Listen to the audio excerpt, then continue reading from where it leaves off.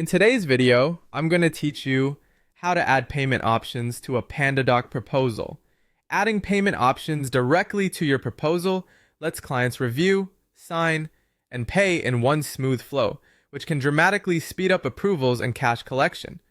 We'll walk through the process inside an existing proposal, and I'll point out a few tips along the way to help you avoid common hiccups. Start by opening your proposal in PandaDoc. From your dashboard, select the document you want to enable payments for and switch into editing mode. Take a quick moment to confirm the proposal content is final or close to final, your recipients are added, and any pricing table reflects what you want to charge. This will make the payment setup more straightforward. On the right-hand side of the editor, look for the payment panel and click it to open the payment settings. This is where you'll connect the details of how the client will pay from within the document. If you don't see the payment option, check that you're working in a template or document type that supports payments and that your account permissions allow it. Next, choose how you want to get paid. You'll see the payment methods available to your account, such as card or bank transfer options, depending on what's already enabled at the account level.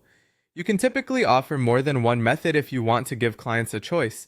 As you decide, consider the currency you're using, any transaction fees that might apply, and the payment experience your customer expects. Then pick who will pay. Assign the payer to one of the recipients on your document, ideally the person responsible for billing. Double-check the recipient's email address and role so the payment request routes correctly when they open the proposal. Now set the amount. You can tie payments to the total of your pricing table or specify a custom amount, such as a deposit or milestone.